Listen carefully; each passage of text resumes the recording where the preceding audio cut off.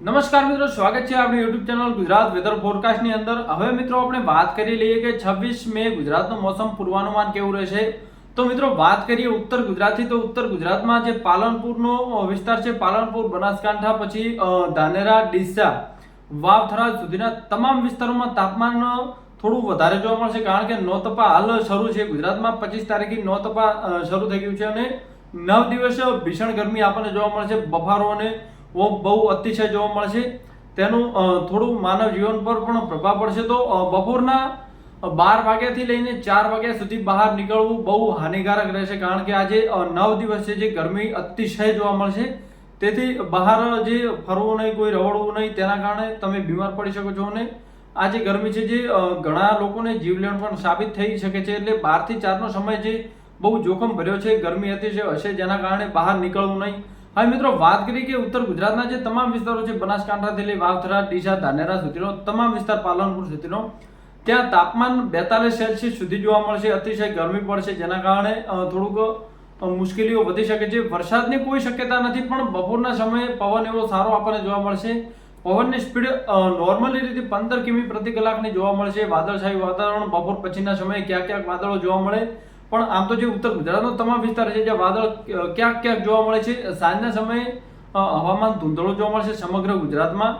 વરસાદની કોઈ નહિવત શક્યતા જોવા મળી રહી છે, પણ તાપમાનથી થોડી આપણે સાવચેતી રાખવી તે આપણી એક જિમ્મેદારી છે। વાત કરીએ મધ્ય ગુજરાતની, મધ્ય ગુજરાતના તમામ વિસ્તારોમાં ગરમી અતિશય જોવા મળશે। નોતપા શરૂ છે, તેના કારણે ભીષણ ગરમી ગુજરાતના તમામ વિસ્તારોમાં જોવા મળશે। મધ્ય ગુજરાતનું તાપમાનની વાત કરીએ તો 42 થી 43 સેલ્સિયસ સુધી તાપમાન જવાની શક્યતા છે। નોર્મલ સ્પીડ પવનની 10 થી 15 કિમીની જોવા મળશે, તેનાથી વધુ પવન જોવા મળશે નહીં। પણ જે 12 વાગ્યાથી લઈને સાંજના 7 વાગ્યા સુધી આકાશમાં ક્યાંક ક્યાંક વાદળો તમને નજરે પડી શકે છે, જે ગરમીના કારણે વાદળો બનતા છે। વરસાદની કોઈ શક્યતા જોવા મળતી નથી, નહિવત વરસાદ જોવા મળશે અને ગરમીથી થોડીક સાવચેતી રાખવી તે તમારી કાળજીપૂર્વક થોડાક બહાર નીકળવાનું પણ ઓછું કરી દેજો, કારણ કે શહેરી વિસ્તાર છે મધ્ય ગુજરાતમાં, તમામ શહેરી વિસ્તારો આવેલા છે, જેમ કે મહેસાણા છે, ગાંધીનગર છે, અમદાવાદ, મોટી મોટી સિટીઓ છે, તેના કારણે જે પ્રદૂષણનું તાપમાન થોડું વધુ હશે, તેના કારણે થોડીક તમને મુશ્કેલીઓ પડી શકે છે। તો થોડી તમારે ખાસ સાવચેતી રાખવી। પૂર્વ ગુજરાતની વાત કરીએ, પૂર્વ ગુજરાતના તમામ વિસ્તારોમાં તાપમાનમાં થોડી રાહત જોવા મળશે, પણ જે અમુક વિસ્તારો છે જ્યાં 42 થી 43 સેલ્સિયસ સુધી તાપમાન જઈ શકે છે। બાકી જે ઉચ્ચ વિસ્તાર છે, જે પહાડોથી ઘેરાયેલો વિસ્તાર છે, જંગલોથી ઘેરાયેલો વિસ્તાર છે, જે તાપમાન 38 થી લઈને 41 સેલ્સિયસ સુધી જોવા મળે છે। વાદળછાયું વાતાવરણ, બપોર પછીના સમયે ક્યાંક ક્યાંક વાદળો જોવા મળે, વધારે વરસાદ વાદળોની કોઈ શક્યતા નથી, વરસાદ સાવ નહિવત જોવા મળશે। પવનની સ્પીડ નોર્મલી સારી જોવા મળશે, તેના કારણે તાપમાનમાં થોડુંક એવી આપણને રાહત મળી શકે છે। તો પણ જે બપોરનો સમય છે જેમાં ઉકળાટ ભર્યો જોવા મળશે, જેથી બહાર નીકળવું ટાળવું અને છાયડાવાળી જગ્યાએ જ રહેવું, તેથી તમારું શરીર પણ સચવાઈ રહે અને બીમાર પડવાની પણ સંભાવના ન રહે। દક્ષિણ ગુજરાતની વાત કરીએ, દક્ષિણ ગુજરાતના તમામ વિસ્તારો સૂકા અને સાફ જોવા મળશે। સાથે સાથે સુરત, વલસાડ, વાપી અને વડોદરાનો વિસ્તાર છે જ્યાં અમુક સમયે વાદળ જોવા મળે, બપોરના સમયે વાદળ જોવા મળે, કારણ કે દરિયાથી નજીક છે અને ભેજવાળા પવનો ત્યાંથી લગાતાર મહારાષ્ટ્ર તરફ પણ જઈ રહ્યા છે, તેના કારણે મહારાષ્ટ્રના અમુક ઇલાકાઓમાં વરસાદ થઈ રહ્યો છે, તેના કારણે સુરતના અમુક વિસ્તારોમાં વાદળો દેખાઈ શકે છે, પણ વરસાદની કોઈ શક્યતા જોવા મળતી નથી। પવનની નોર્મલ સ્પીડ 17 થી 18 કિમી પ્રતિ કલાકની જોવા મળે છે અને તાપમાનની વાત કરીએ તો તાપમાન 43 સેલ્સિયસ સુધી જવાની શક્યતા છે।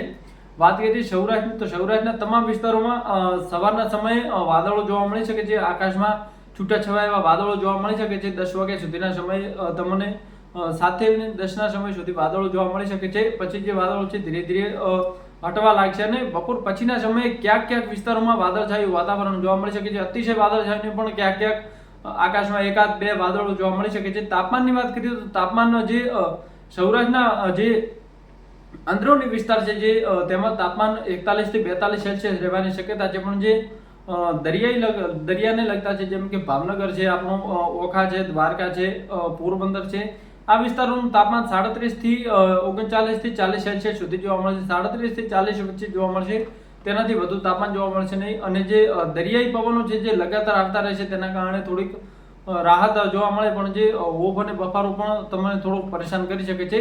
નોર્મલી પવનની વાત કરીએ તો પવન 20 કિમી પ્રતિ કલાકની ઝડપે રહેવાની શક્યતા છે, કારણ કે દરિયાઈ લહેરો અતિશય થોડીક વધુ છે, કારણ કે પવનો ભેજવાળા લગાતાર વહેતા હોવાથી જે પવનનું જોર છે એ થોડુંક વધારે જોવા મળશે। વરસાદની નહીવત શક્યતા છે. હવે વાત કરીએ કચ્છની. કચ્છનું સમગ્ર વિસ્તાર છે જે કચ્છ જે આપણું તાપમાનની વાત કરીએ કચ્છમાં તો તાપમાન 42 થી 43 સેલ્સિયસ સુધી રહેવાની શક્યતા છે. અને જે કચ્છના રણ વિસ્તાર છે જ્યાં એટલા જે વૃક્ષો નથી તેના કારણે તાપમાન અમુક જગ્યાએ 45 સેલ્સિયસ સુધી પણ પહોંચી શકે છે અને ગરમ લૂ ફૂંકાઈ શકે છે. તેના કારણે બહાર નીકળવું ટાળવું જોઈએ. બીમાર પડવાના ચાન્સ, લૂ લાગવાના ચાન્સ થોડા વધુ હોય છે, તેથી બહાર નીકળવું નહીં અને ઠંડી જગ્યાએ રહેવાનું થોડુંક પસંદ કરજો, કારણ કે 9 દિવસ ગરમી ભીષણ પડશે. તેના કારણે તમારી થોડીક મુશ્કેલીઓ વધી શકે છે. વરસાદની કોઈ શક્યતા નથી, પણ બપોર પછીના સમયમાં ક્યાંક તમને વાદળો નજરે પડી શકે છે. તો મિત્રો, આ વિડીયો પસંદ આવે તો લાઇક, શેર અને સબસ્ક્રાઇબ કરવાનું ભૂલશો નહીં. ધન્યવાદ.